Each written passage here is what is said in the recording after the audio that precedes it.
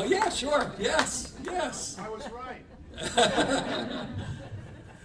Ladies and gentlemen, Rock and Roll Hall of Fame member Stephen Van Zandt.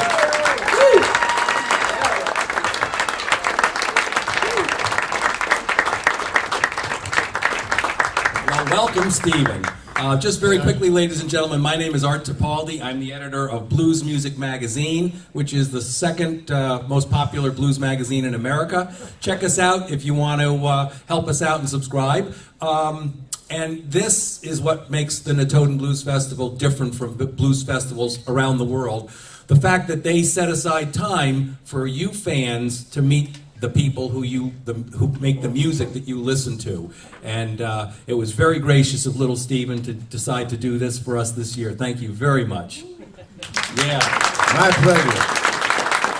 Well, you know, it's great having knowing people in high places, because when I came through customs this year, they were a surly bunch, and they were grouchy, and they were looking at everybody's equipment and passports, and they weren't letting nobody into Norway. And I went up there, and he grabbed my passport, and he said, "Where are you going?" And I said, "The Notodden Blues Fest." And he went, "Oh, little Stephen was just here." And I said, "I know him." Bang! Stamped my passport, and we were vipped. We were right in there. But from what I've seen, this is one of the volunteers got their award last night for all the work they do. This man is doing an amazing amount of work throughout this festival. He is up early in the morning working with kids, tireless. More meet and greets than you can count on your hand. But thank you for all you're doing here, Stephen. My pleasure, my honor. I got no voice already. Yeah, can you turn that one up Hello? just a bit? Are we on? You hear okay out back? The sound man? Oh, there it comes. There it is. Hello. Right. Yeah. Okay. So Hi. you came here for the first time three years ago. Yeah. And last year you gave your name to the blues camp here. What was it about the blues school that impressed you enough to take a part in it? Yeah, they. I didn't realize what it was.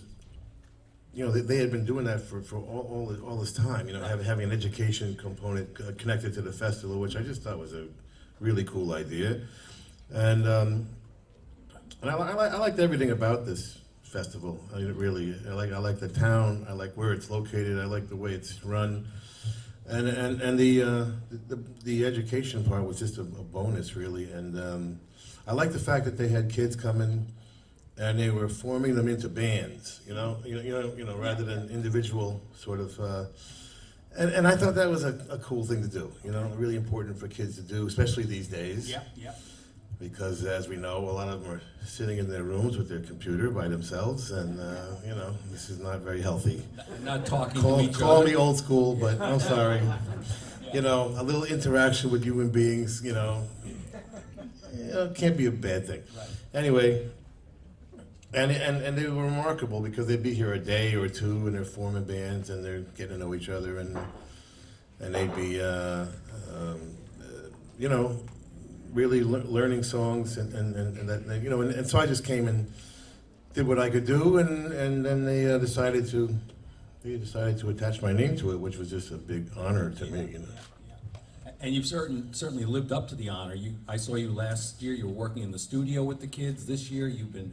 How many people saw the performance last night with the kids from the school? Yeah, they were there. That's Amazing. Give a round of applause to those kids. They were amazing. Yeah. What are some of the important lessons you're trying to teach them, let's say musically, in the formation of a band? Well, it depends on what's appropriate at that time with what age group and what the other teachers had already been doing. You know what I mean? Yeah. You kind of like, it's a little bit hit and run, so you got to just kind of do what's appropriate in that moment. I basically focus on what I call the 5 crafts of what we do. Mm-hmm. You know, and sometimes there'll be long discussions about any one of those crafts. You know, there might be focus on one of them. There might be a discussion about how they're all integrated, but it's basically the 5, or you know, the instrument. You learn the instrument, right? You know, whether you're a singer or, you know, guitarist or wonderful harp player like Charlie Musselwhite. Charlie, who's in the house. I saw his performance. Wasn't that fantastic? I don't know if you were there. Fantastic. Instruments are your first craft. The second craft is you start to analyze records. You know, you start to listen. You know, you decide what your favorite records are, and you start to pull them apart and analyze them. That's the beginning of arrangement, learning to be an arranger, right? Your third craft is performing, and this is a really important one that a lot of kids have been skipping. I noticed the last 10 years or so. The third craft being, you get together with your like-minded friends and you decide what your identity is going to be. And since you are what you like, you learn a bunch of cover songs, right? You learn 20, 30, 40, 50 songs. And this is the part that people have been skipping, which is extremely important. So you analyze these records, you pull them apart. You learn them, and then you go out and perform them, and you start to absorb them, right? Okay. And you're doing multiple things. You're absorbing these songs. You're learning how to interact with other band members. You're learning how to interact with an audience, right? That third craft, right? So this leads up to the fourth craft, which is composition. Okay. You know, everybody doesn't have to be a writer, but if you do want to be a writer, it's really important that you've just spent the last year absorbing 50 of your favorite songs and pulling them apart and putting them back together, okay? Because now you have set standards. Right. And this is what's missing from the world, okay, is high standards. Because, if you're listening to the radio, then you're gonna, and you're gonna copy that. Then you're gonna drown in mediocrity, just like, the rest of the world is, So instead, if you pick the greatest records ever made, whatever your favorites are, and you analyze them, and you absorb them, and you're playing them every night, now you go to write a song, okay, now you have your standards set. So you're going to try and write something almost as good as what you've been covering, right? And then, of course, the fifth craft is recording, which, again, you don't have to learn. You don't have to be a producer necessarily, but the more you know about it, the better you're going to be. Right. Because, it's all about controlling your own destiny, okay, as much as we can. We all want to do that in life, right? I mean, And in our world, we're kind of lucky in that way that we can, no matter how weird the business gets, and I guess it's about as weird as it's going to get, I guess, because it's kind of gone. Yeah. So, but we can always, find a local club, a local bar with a bad night, okay? That's consistent around the world, okay? There's always one bad night. And you go to the guy and you say, listen, man, all right, we're going to take the door. Right. You take the bar, and let us do our thing. Right. Don't tell me what to play, okay? So you can control your own destiny there, in that little way, And as far as learning your own craft, that is you're in total control of that. You can go in your room and practice and practice and practice till your fingers bleed, and you don't need a lawyer to do that. You don't need a manager. You don't need an accountant, okay? You just go and so you're in control of your own craft. Quality level, and you're and you can, to some extent, you can actually work. You can actually get out there and work. You emphasize those things. Yeah, and when you're out there working, you're starting to separate yourself from those 50 great songs you have and the stuff you like into your own voice, I would imagine, and that's where you start to discover who you are as a performer, singer, songwriter, whatever. Yeah, there's sort of, you're not copying landscapes anymore. No, but you start that way. That's right. You start copying it, right? Then there's the additional craft of covering a song so it's your own identity, right? Which I've done entire radio shows just on that, because there's some tricks. You speed it up or slow it down, right, to make it yours. You cover, if you're a guy group, you cover a girl song. If you're a girl group, you cover a guy song. Horns. You can add instruments, or you can change genres. If it's a folk song, you make it a punk record. If it's You know, Nine Inch Nails, you give it to Johnny Cash, right? And that's what makes a cover become your own identity. So that's a medium, that's an in-between stage, in between the cover as itself and writing something new. But all of that has to do with identity. But you build it in stages, and that's the other thing. People gotta just get used to the fact that things that are great need to be developed. Nothing great is born. Okay, nobody's born great. Everything great is developed and earned, and it takes time. And so you gotta be patient, and that's just that's a weird thing these days. People don't Everybody know wants it today. Yeah. Yep. Yeah, and that's just not going to happen, so craft takes a little time, but it's self-rewarding, Right. Yeah. So you try and just encourage people to believe me. Every month it's going to get better. Doesn't seem like it, but every month you're going to get a little better. Yeah. So with your 5 steps, what's the next step in your mind for the blues school that you'd like to accomplish with them? Well, there's a lot. We're still. We're just starting to focus it really, in a way that's a little bit more focused than trying to unify all the different. It's quite a widespread thing right now. Yeah. We're trying to focus it into specific blues and all the stages of blues, and then deal with the hybrid stuff later, rather than being multiple genre a little bit right now. So we're focusing it. We basically want to increase it, have more kids come every year, maybe add a couple, add a week on earlier and earlier and earlier if we can, and then spread it. Spread the blues school to the various, the university and wherever else we can spread it to, and then hopefully, I don't lack ambition when it comes to this stuff.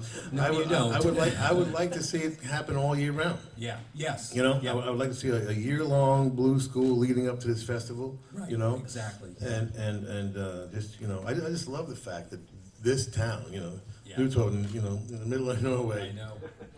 is the blues capital of the world. I mean, that's just the coolest thing, And I want to do everything I can to make that happen. Yeah. Let's build it.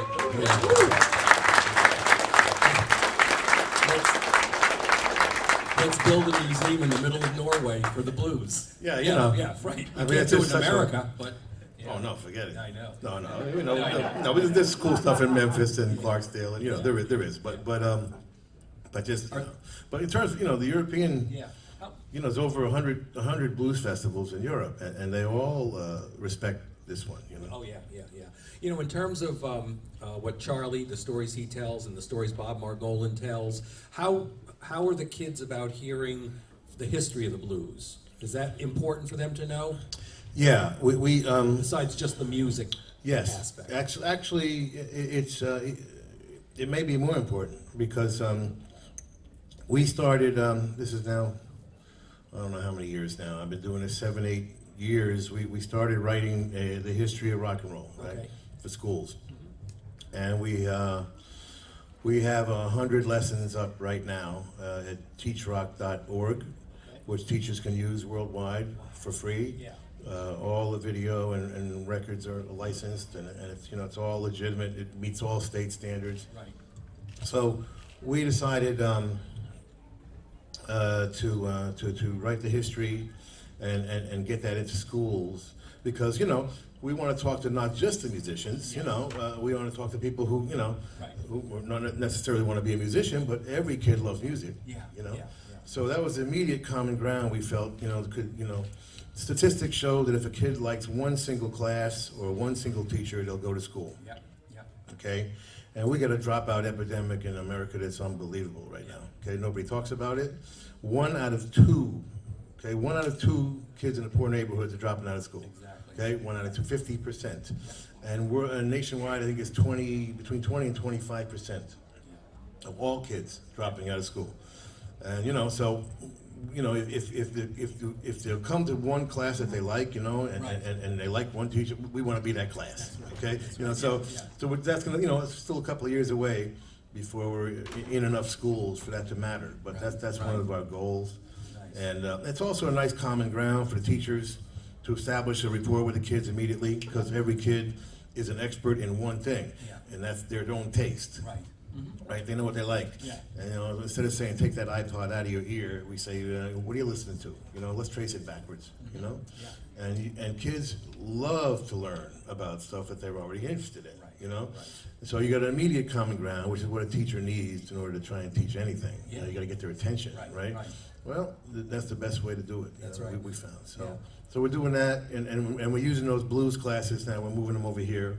Cool. Into the blues school. Yeah. We met with the university today to move it into the university, and we'll be talking to the blues union, trying to spread that around too, that the history of blues being taught, simultaneously, while festivals like this go on, so people can get a little context, Yeah. Well, I know you know a little bit about me. I was a high school English teacher, and I taught blues in my curriculum for American Lit, and it was the most popular course in the school. And kids came and they were interested. Just what Stephen said, I saw it happen, and it really does change kids' lives. And the kids who were the kids who were normally musicians all of a sudden felt a little empowerment because they knew what the talk was about the music part, and the other kids were learning the history lessons of the music. They were learning about civil rights. They were learning about slavery, et cetera, that all gave birth to the blues, and thus rock and roll and whatever else they liked. Yeah, and that's the nice thing about blues also. It is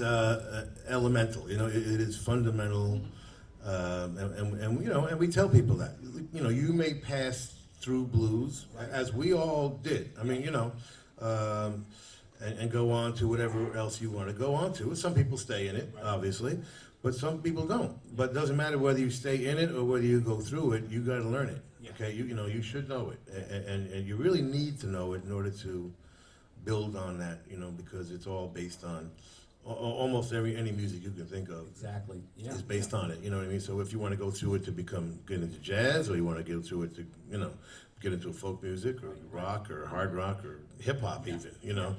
I mean, it helps. It helps to know it. Sure. Well, in addition to the blues school, you're also here supporting a brand new CD that we've been listening to for the last half hour. How do you choose 12 songs from this incredible catalog of music you have in your head? It was really a surprise, this record. Because I hadn't done one in like 20 years, people figured I've been working on it for 20 years. I did it in 6 weeks, and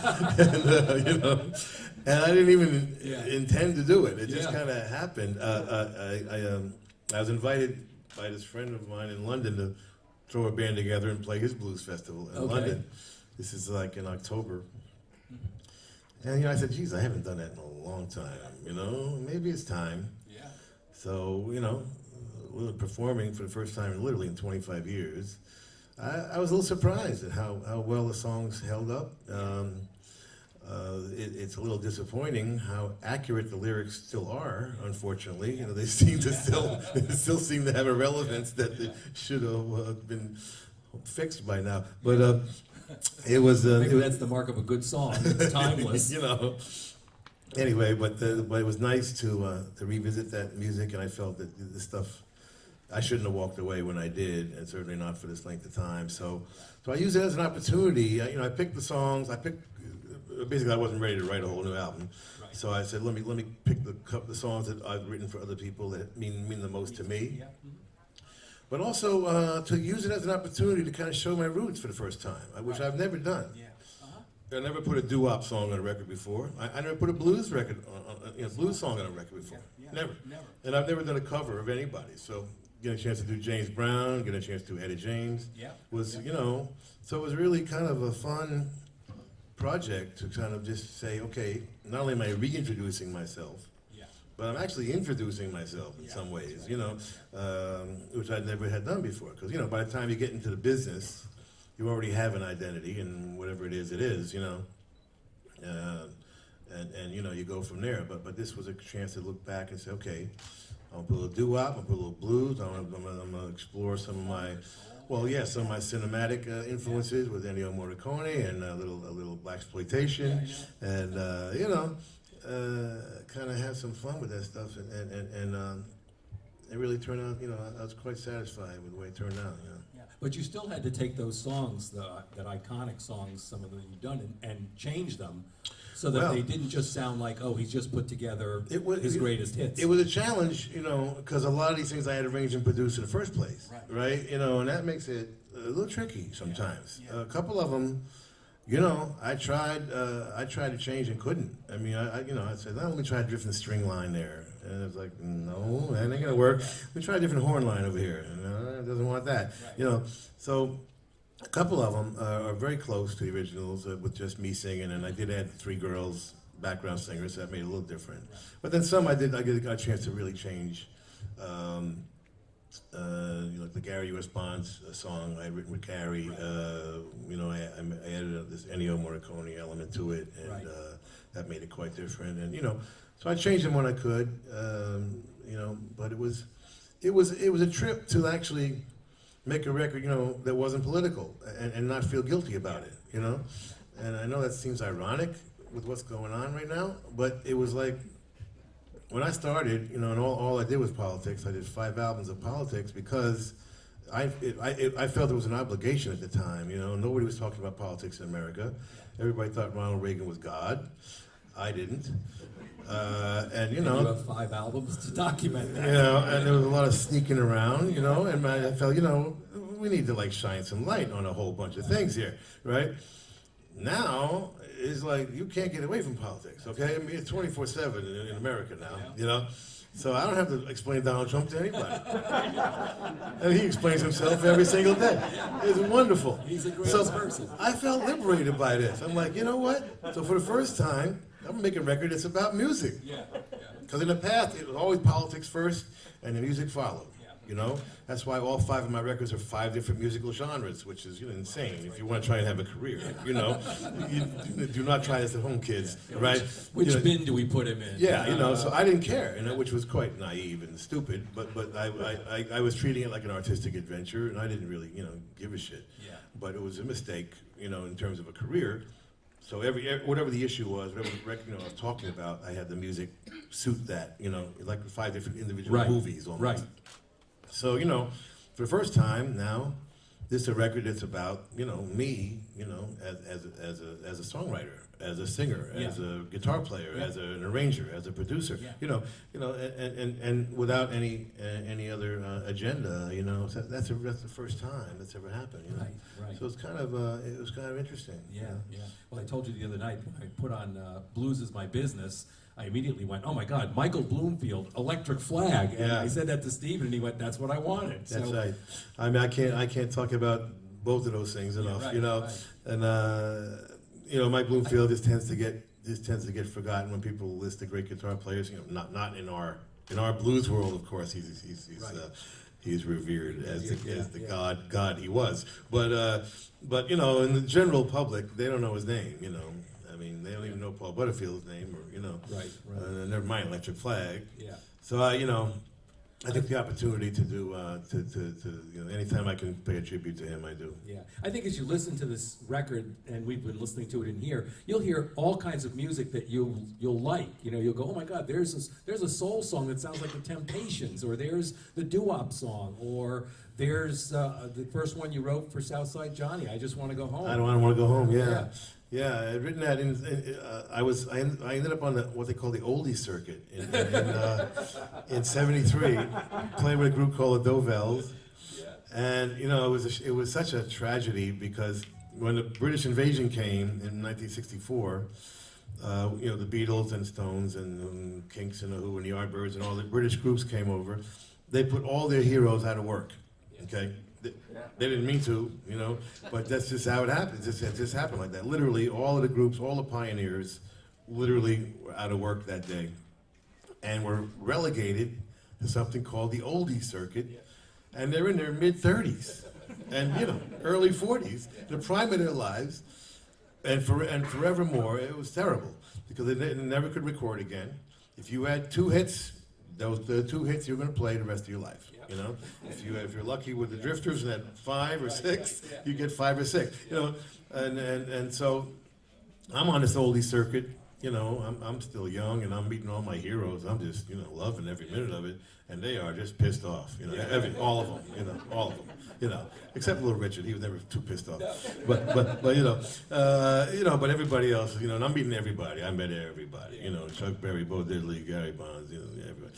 And so I had been writing songs for a few years. You know, and I just, you know. When you start writing, like I said, you know, if you're not paying attention, you know, if you're not really analyzing it in some kind of way or being, you know, you're just trying to write songs, you know, and I guess, you know, they all just kind of sucked, you know, and so I said, you know what, I need to go to school here in my head. Okay, so let me go back to the beginning. What's the beginning? Well, the beginning of songwriting for me was Lieber and Stoller, really, you know. So I said, let me write a Jerry Lieber and Mike Stoller song that they would have written for the Drifters. You know what I mean? Yeah. Because I met Benny King, you know, and so I wrote "I Don't Want to Go Home" with Benny King and the Drifters in mind. I didn't have the balls to give it to him. Yeah. So Southside Johnny lucked out there, but so I recut it with and then I cut it a different way with Southside. It was the first thing I ever produced. Right. And so this time I cut it the way I originally intended it, with the lead vocal and then the background vocals answering, and I used the Persuasions. Remember the Persuasions? Oh, yeah. They were like a modern kind of acapella doo-wop group. Yeah. So that was fun. It's fun to do that. And I also used them on the doo-wop song, which was going to be the first song on my very first solo album. My original concept was to do the history of rock and roll chronologically. So I was going to start with doo-wop and go from there. But then it changed to a political thing. Yeah, so it became Lion in a Bed of Fire, which is a slightly different message. Yeah. So I wrote the first two verses, in 1980, and then I finished it this year. Yeah. Well, Stephen and I have a very similar background. We both grew up in New Jersey. I grew up probably 30 miles from him. We're about 3 weeks apart in age. So I know a lot of the stuff that he probably grew up listening to, but maybe you can tell the people here, what was it like growing up in Jersey in the early 60s for music? What were our musical outlets that we had? We didn't, besides AM radio. which was great. Yeah, And we didn't, we kind of took it all for granted, of course. We didn't know how great we had it. Yeah. But before FM radio, AM radio was great. Yeah. And it was, kind of eclectic, kind of all kinds, you'd hear all kinds of things, Yeah. It wasn't until, rock and roll was a cult in the 50s, and rock and roll slowly crept up and basically staged a coup d'etat on the charts, somewhere by the time the Beatles hit in '64, rock and roll had become the mainstream, pop music, but it wasn't until then, So you'd hear Frank Sinatra, you'd hear, Stephen Eady, you'd hear, you'd hear it was Sammy Davis Jr. and Andy Williams, and then slowly, and Top 40 continued to be that sort of, democratic thing, which was cool. But we grew up with, this great rock and roll stuff starting to sneak through, a lot of cool things in the late 50s, early 60s. Everything from the records I bought. I bought my first record was Little Anthony and the Imperials, Tears on My Pillow, Wow, and yeah. the Dovells, who I would later play with. Bristol Stomp. Bristol Stomp, You Yeah. Can't Sit Down. Yeah. Palisades Park, Freddie Cannon. That's right. Written by the Gong Show man, Chuck Oh, yeah, Barris. Chuck Barris, yeah. My first you know, record was Pretty Little Angel Eyes. Pretty Little Angel Eyes, Curtis Lee. one of my favorite records ever, and Duke of Earl, Gene Chandler, and the Four Seasons, were very big for me, and then that led, so there's a lot of cool things, but I wasn't really, I wasn't really associating songs with artists, Yeah. really, Just a song. for some reason. I don't know, I'm just a little bit slow, what can I tell you? But I wasn't really, I didn't really care who the artists were necessarily, Right. Just kind of gone full circle, right? The whole world's gone full circle now, unfortunately. But I didn't, so I didn't really care about them, you know, that much until the Beatles came. Yeah. And then that thing of being a band. They were the first band I had ever seen, and really they were one of the first bands in history. Only only the Crickets really preceded them, and Buddy Holly emerged from the Crickets rather quickly. You know, so we had seen a lot of individuals, you know, Chuck Berry and Bo Diddley and Elvis Presley, you know. Then you had singing groups, all the doo-wop groups. Right. And you might have an instrumental group, you know, Ventures, you know, things like that, or girl groups, you know. But, you know, not a lot of, you know, Beach Boys just kind of, but they were West Coast, and, you know, they were not cool. We didn't have the hair like that in The New Beach Jersey. Boys, I didn't really get a chance to really like the Beach Boys for a number of years. They just didn't appeal to us, you know. They just the stupid shirts and and they just wanted one of those they shirts. just they're cool now, but but back then, you know, we were.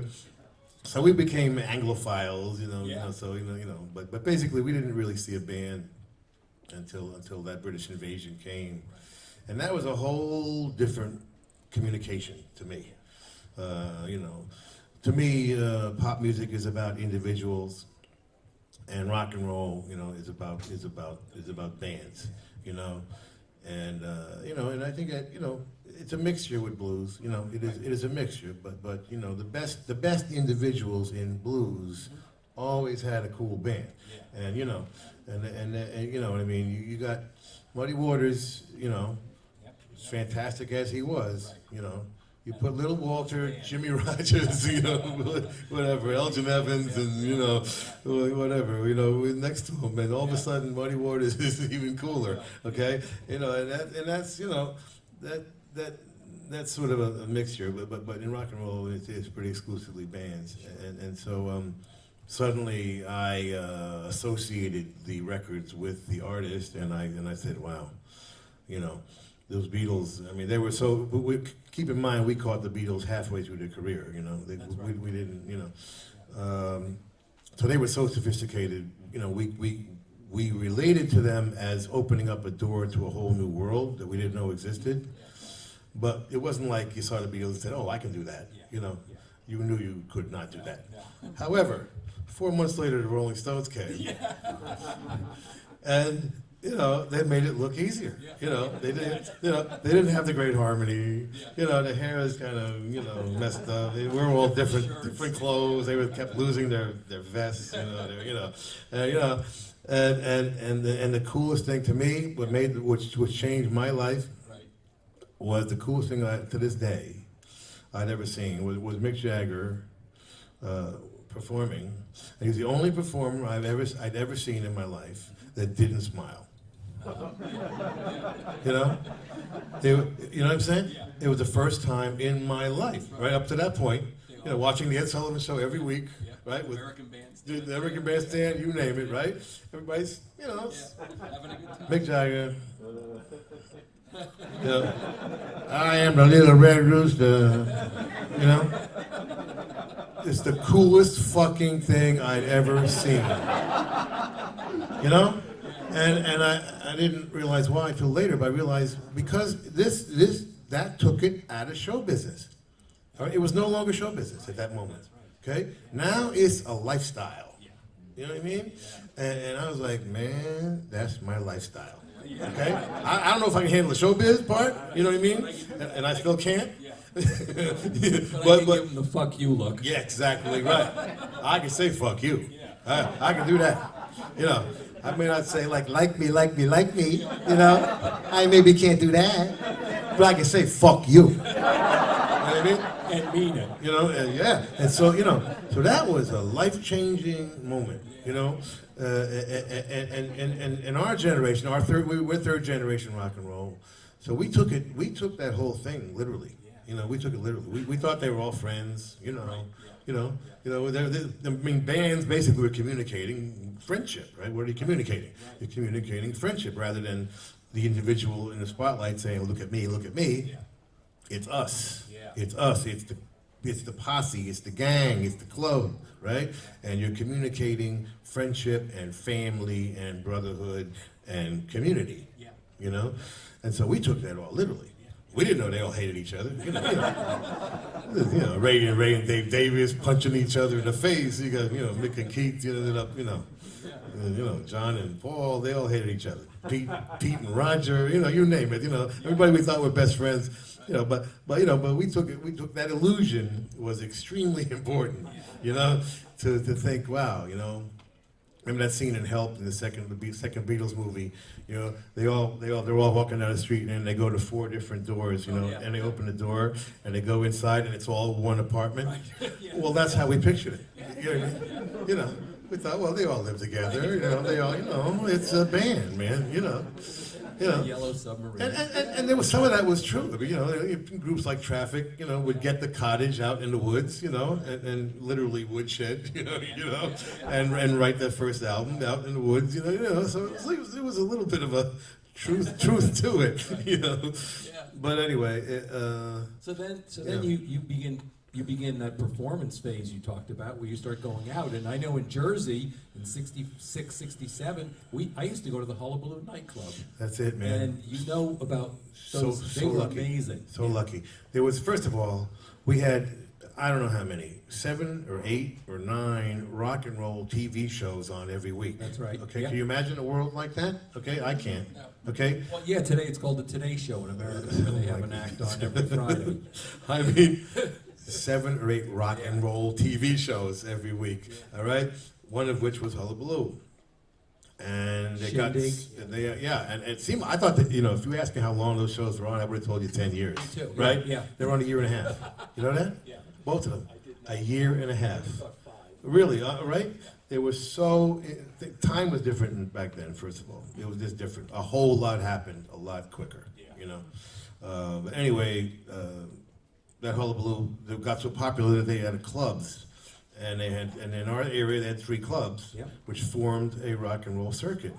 We were just so lucky to grow up then because it was just like, we had the one club in Middletown where I lived, one club in Asbury Park, and one club in Freehold where Bruce lived. Right. And that created kind of this triangle of a circuit. Yeah. And along the beach clubs, we had all kinds of places to play. Right. Beach clubs, we had VFW halls, we had high school dances, we had literally teenage nightclubs. Yeah. Built just for us. Because the Hullabaloo nightclubs, you had to be under 18 or 21. You couldn't get in if you were over, and we thought it was heaven because it was a place where we, at 16 and 17, could go hear live music, like bands like this, woodshedding, and just kind of playing covers, but also learning who they were. Well, yeah. Yeah. I mean, there was no thought really, not too much thought about playing original songs yet. So you're just trying to learn how to play, and like I said, that third stage, that third craft. Right. But right. And we're just lucky, man. We're just lucky at that time. Drugs hadn't quite come to the suburbs yet, and when they did, everything shut down. Yeah. That was the end. That's right. That was the end. Yeah. But for a few years there, from that 66 to 69 or whatever, we had places like Le Rendezvous, where you go there and there was no booze, but Right. it was great, you could find girlfriends and play. Yeah, and I walked the What do people do now? They got to go to the mall. Man. How do you get laid now? Twitter. Twitter. Okay. From the man who knows, obviously. I don't know what Twitter is. I have no idea what a hashtag is. Come on. Sure.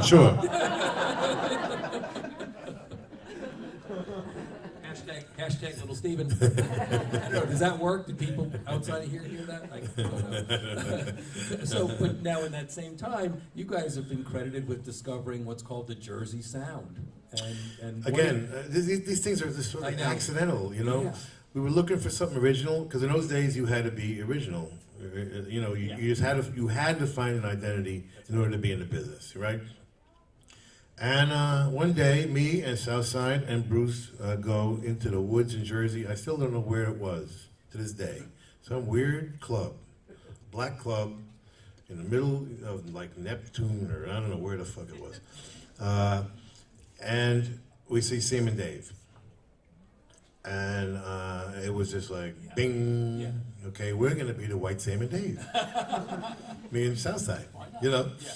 And that was it. You know, we got horns, but with rock guitar.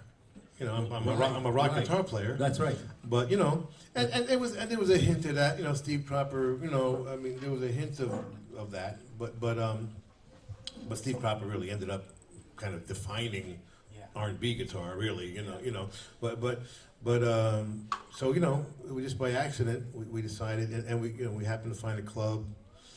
You know, the roof had caved in. This was like August. There had been a hurricane, and they were going to close at the end of August. But they figured they'd try and milk the tourists for a few more bucks. So we showed up there and said, "Listen, you know, we'll play for the door." Yeah. You know, but no band had ever played a club in New Jersey without playing the top 40. Right. Yeah. No such thing. So we said, we'll play for the door, but we're gonna play whatever we want. And they said, all right, we're closing in 3 weeks, so we don't give a shit. Go ahead. As long as we don't have to pay you, you know. And you better bring some friends to buy some beer, by the way. You know. And we won't check their IDs. You know, yeah. So we come in and, you know, and we're doing, you know, Sam and Dave and Otis Redding, you know, album tracks, you know, from you know, Stax album tracks, and we're doing all kinds of things, you know. And we introduced reggae to New Jersey because the Harder They Come album had just come out, you know, and that was really the beginning of reggae. And you know, and so we had 50 people the first week, and then 150. And then 250, and then they fixed the roof. And, you know, then they ended up, you know, we ended up playing 3 nights a week. They expanded the club to like 1,000 people. And we had 3 nights a week for a year or two, yeah. It was the hell of a residency. You know, and those kind of residencies is where you really make your bones, you know, if you can find a way to do that, you know. Yeah. And was that pre-Asbury Jukes? That was the Asbury That Jukes. was the Asbury Jukes. Yeah, Okay, yeah. okay, yeah. Yeah. So where did the name Asbury Jukes come from? Well, obviously. Stole it from Little Walter. Asbury Park and Asbury Park and Little Walter's Jukes. Little Walter and the Jukes. with Jukes, yeah. Yeah. You know, and Southside Johnny, of course, came from South Side of Chicago. Right, yeah. So what were some of the blues, you mentioned Sam and Dave, what were some of the blues guys you were listening to in that? Oh, we were back then. We were studying the blues, even though we didn't play. We weren't playing just blues. You jam blues, Right. but in the club, you know, we're doing soul and R&B more. You know what I mean? Oh no, we studied. For me, it was the South Side of Chicago. For me, you know what I mean? I'm a little bit limited that way, you know. People sometimes talk about the Texas guys. I don't know them as well, you know. But we were studying Muddy and Howlin' Wolf, Sonny Boy Williamson, Elmore James, you know, Little Walter. You know, those are the cats for us. You know, those guys, and you know, learning, you know, just learning the craft, man, learning, and then you know, we would also go back and learn where they came from, you know, study Robert Johnson and Charlie Patton and, you know, Son House and Reverend Gary Davis. You try and learn from where, you know, where they were coming from as much as you could, even though there was no practical use for it. You know, none of us. Yeah. Well, no, actually, for a minute, me and Southside did have a country blues thing for a minute. Yeah, called Southside Johnny and the Kid. Yeah, for a minute. But that didn't last too long. But you know, mostly it was just soul and R&B. But the blues we were before the Stone Pony. That club was called Stone Pony. Right. Still there. But before that, we were at this other club called Upstage. Again, built for kids. Right? No booze. Right. You couldn't be over 18. Open from 8 at night till 5 in the morning. Right. Wow. And all you did was jam. Yeah. Blues. That's all you did. Right. 8-9 hours a day. Yeah. Okay. Yeah. That's why to this day I don't like jamming. Yeah. Okay. But you know, I used to jam literally for a living, and they pay you $5. Yeah. And if you ran the jam, you made $15. Right. And only a few of us were able to run the jam. You know. Yeah. And yeah, but that's where your blues stuff was Sure. put to use. Sure. You know what I mean? But we're studying all that stuff, man. That was just essential, you know, Yeah. because we're digging Paul Butterfield Blues Band, you Yeah. know, which were major importance Right, to in the us. 60s, yeah. We were digging John Mayall and the Blues Breakers, major importance, you know. Even then the Blues Project, you know. Yep. You know, and then of course, you know, Taj Mahal came along, and then you know, Ry Cooder, and Yeah. you know, a little bit later, but. And you also had Cream and Hendrix showing you how to take a blues song and jam. Well, that was it. Yeah. That was it. You know, you wanted to be them. Right. You know, That's how, right. how do I turn into Cream? Yeah, yeah, yeah. Well, you know, Eric Clapton keeps talking about this guy, Robert Johnson. Right. I guess I better listen to him. Yeah. You know, and Yeah. you know, and then you go back, but really, Eric Clapton didn't even need to get to Cream. All right, what he did on the Blues Breakers album was enough Right. for a lifetime. That's right. Right now, go, you know, download "Stepping Out," okay, on the John Mayall and the Blues Breakers right. album. Wow. You know, I always tell people if you tuned into Eric Clapton in the last like 50 years, Yeah. you kind of missed You it. missed it. Okay, I mean this guy will, you know. Yeah. And I have Wow. I have a theory about this personally. I think once he realized he could sing, Mhm. which was early '70s. That's right. I think that just replaced in his head that replaced his form of expression. I really believe that. Wow. You know. Yeah. I believe that because up until then, man, this guy, forget it. Yeah. All right. I mean, this is 1965. Right. That's 60, right. you know, 66. I mean, when you listen to "Stepping Out," okay, there's not 5 guitar players that can do that right now. Wow. Wow. Right. That's my homework. You know, yeah, I mean, it's amazing. Yeah. And, you know, and every single song he did, he was very conscious about the tone. He was Mr. Tone. He was the first one to really introduce that changing tones, you know. Listen to Disraeli Gears. Every song yeah. has a different tone, Yeah, you know. that's right. That's the second Cream album, which Yeah. you should get also, if you don't have it. You know, but then suddenly, you know, right after in that, you know, Layla and Derek and the Dominoes, you know, after that, man, you know, he wasn't as concerned about tone, you know. I mean, he's still a great guitar player. Sure. But he wasn't, you know. Yeah. Yeah. The people say, why everybody considered him so amazing? right, You know, well, right. you go back and listen. That's Right, what, you know. right. But anyway, Does the work you do with the Underground Garage and your radio stations, has that really expanded your knowledge of this music that you love? Has it helped you dig deeper, or Well- just has it sort of added a layer to what you already knew? yeah, I mean, it's mostly stuff I knew. Although I try to go back and listen to every record ever made, basically. Really? You know, Yeah, yeah, yeah, because yeah. you don't want to miss anything. That's You right. know? I know. You know, so I go back and I listen to like that 5th Kinks album. You know what I mean? Right. Like to see Yeah. if I missed something on there. Yeah, You know, but mostly it was just you know, playing the coolest records ever made. You know, and connecting the dots, which nobody was doing. And you know, I decided I'm going to go all the way back to 1951. We start with, you know, Yeah. like Turner's, you know, Jackie Brenston, you Yeah. know, Rocket Rocket 88, and how many more years, Howlin' Wolf, Yeah, yeah. and we go all the way up to playing. We've introduced over 700 new bands. Cool. You know, Right. 700, yeah, in Nice. 14 years. Yeah. So you know, everything in between, and you know, and everybody said you can't do that. You can't mix those things up. You know, Yeah. well, yes, you can. Yes, you can. Yeah. You know, it's just cool. You Yeah. know, whatever's cool works with whatever else is cool. Yeah. You know. Yeah. And that's just, you know, so we kind of created that genre, and then it turned into Sirius Satellite Sure. 24/7, along with my other format, which was Outlaw Country, Yeah. which is basically the same thing, you know, Right, right. all 3 generations of Hank Williams, Yeah. you know, and you know, and just like, you know, the day somebody told me Johnny Cash just doesn't really fit on country radio anymore, I'm like, you know, maybe it's time for a new format, That's right. you know, That's right. and that's what I did. I said, you know, we gotta get Waylon Jennings and Merle Haggard and those guys back on the radio, don't we? You know, Yeah. you know, so I created those 2 formats really around the same time, and they're both 24/7 now, which is nice, you know. Yeah. Yeah, what I love about the Underground Garage is I try to pick the year that the record came, you know, I can tell by the sound and the harmonies and the arrangements. Oh, that's a 64. That came out right after the Beatles. Or that's 66. That's after Highway 61 or something like that. It's fun to try to put a year to that stuff. Yeah, and it's fun to connect the dots, and we started this thing called the daily, what do we call it? The daily double, where we will play an original song and the cover. Oh, you nice. know? That's right. You know, Yeah. you know, it's just nice for people to hear that. Yeah, You know, yeah. the original version of things that, you know, they may not have heard. You know. Sure. One of my favorite lines from a Bruce song is, "We learn more off a record than being in school," and you can certainly attest to that. Well, yeah, You but know? we're trying to change that with blues school. With now. blues schools, yeah. See, you know, we're trying to actually have you learn more in school Yeah. than on that record. Right. Well, you, again, the times that he and I were in high school, a few miles apart, my senior class president got expelled from school because his hair was too long. Oh yeah, me And too. Stephen got expelled also from school because Yeah. his hair was too long. Yeah, You know, and Those you couldn't wear jeans either. no, those were times. Those were times. Yeah. Yeah. Out Well, of here. So we yeah, got, I know he's got rehearsals to go to for his band for the show tomorrow. what time is it? What time? 4:00. No.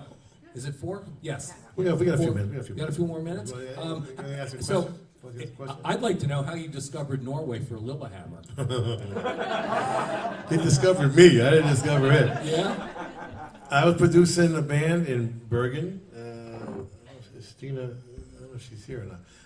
A group called Cocktail Slippers. I'd signed a bunch of bands from my label, and I was producing the record in Bergen. And somebody said, "There's a husband and wife here to see you. You know, say hello." I'll say hello. So I go down, and then they said, "Listen, we wrote a TV show for you."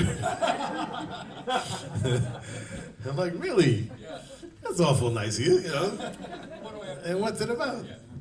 Well, gangster goes to witness protection program and chooses Lillehammer, Norway. You know, I'm like, oh, jeez. I just played a gangster for 10 years, you know? Like, I really shouldn't do that. Yeah. And I'm thinking about it, I'm like, oh, shit. This is just too good an idea, you know? This is just too damn good, you know? You got a country with no crime, you know? You drop a one-man crime wave into this, you know, paradise. And I'm like, man, we could have some fun with this.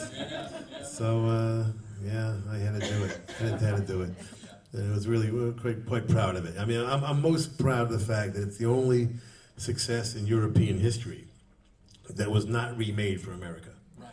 Okay, so we got a chance to show the great Norwegian actors, the great Norwegian directors and cinematographers, and you know, all the wonderful Norwegian talent was seen by Americans, you know, for the first time, you know, and the world. I mean, by the way, we sold it to 130 countries, you know. Yeah. So it was, you know, it was really an introduction of Norway to the world. Yeah. And, what a way to be introduced, huh?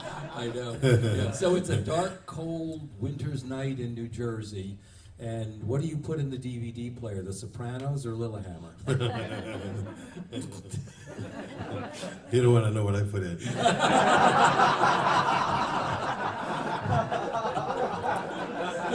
Probably film noir, you know, something. You want to take a couple of questions? You got some time? Yeah. Do we have some questions for Stephen? Yes, in the back. As a former Philadelphian who also ends up here in Norway, I wanted to ask little Steve, and I said, when you go back to North Jersey, your friends in North Jersey and New York, and they say, what the heck are you doing in Norway, and what's going on there? How do you answer your experience from here and impart that? Because I know my friends have no idea about Norway. Well, what's going on. yeah, that was the fun of Lillehammer for me, because I realized we could make Norway one of the characters in the show. You know, nobody knew anything about Norway. I mean, people thought Norway was a city in Sweden. Right? They couldn't name one celebrity. They couldn't name one product. You know what I mean? So it was a complete mystery. And I just kind of dug that. You know, it was like, you know, we can kind of do anything we want here, you know? And it was, but in the end, we were able to, and the Norwegians, you know, who did most of the heavy lifting in terms of the plot lines and stuff, you know, had a wonderful sense of humor about themselves. Who knew, right? You know, you know, we were able to show the eccentricities, but we also showed you know, a lot of heart, you know, and soul, which you know, that's why I didn't want to make it a farce. I didn't want to make it a straight ahead comedy. You know, I had to fight for that. I had to fight to make it a dramedy, as we call it, so we could have some dramatic moments and have some heart and soul, you know, and have the humor come from circumstance and have the humor come from character. But I didn't want to make fun of anybody. You know what I mean? I didn't want to do that. I wanted it to be sort of a, you know, because I realized we're going to be introducing, you know, Norway to the world, you know, and so you know, I think it really worked. I mean, everywhere I go now, people just can't wait to get to Norway, man. You know, they want to come here, and you know, it's like, man, that place seems like so much fun. You know, I know, but you know, That's why I fought. I also had to fight to get a lot of the Lilyhammer in there. As the budget was very low, so I kept fighting to get more and more of Lilyhammer into the show because I knew tourists were going to be coming looking for stuff. And you want to give them something to look for. So other than the ski jump, that ain't going anywhere. But you try to be as iconic as you could, and then just and just show that the Norwegian people who are complicated group of people. But I just fell in love with the place and the people here, and wanted to show that to the world really, and people were just so impressed by the actors. Even though the first time anybody accepted subtitles ever. America doesn't watch subtitles, never, because one guy was speaking English, they're experiencing Norway through my character. You know what I mean? So the subtitles just disappeared. It was just so. Now I don't have to explain that anymore. I mean, after Lilyhammer, people say like, oh. Now we get it. Yeah. Norway's cool. Yeah. Yeah. Any other questions? Yes. Would you consider making a new show similar to Lilyhammer? It's been brought up, probably not. It's probably seen its day. But the idea I think is one that is worth pursuing, which is an American starring in a foreign country, right? Speaking English. That whole idea we had was he doesn't speak the language, but he understands it, right? So he continues to speak English, which brings in the entire American audience, That idea could be done in France and Italy and Spain, I mean, not as a gangster, not that plot, not that premise, but that idea of somebody working overseas, speaking English in a foreign country, was something I'm surprised no one else has caught on to, because it was an accident. I mean, it was the only way we could do it. I was not about to learn Norwegian. After 3 years, I learned about 3 words. But the idea was interesting in that it allowed the subtitles to happen, but a little bit of a comfort zone by hearing one person speaking English was enough. So I'm surprised, so that idea, I think somebody eventually will do, maybe me, somewhere, sometime, but not that exact show, no. Yes, any other questions? All right. Oh, All right. Oh, I gotta go to yes. work. Yeah. I wonder, where's your name, Van Zandt? That's a good question. Yeah. It just so happens I'm 100% Italian, but my mother remarried when I was young, and I was adopted by my Dutch father, the Dutch name. And that's the only father I ever really knew. I was very young, and moved from Boston, where I was born, to New Jersey, as fate would have it. Fate did have it. Rock and roll history. Anyway, thank you, everybody. Stephen has got to run. He's rehearsing his band for tomorrow night's show, Turn the lights closing out. out the fest. Thank you once again, ladies and gentlemen. Little Stephen.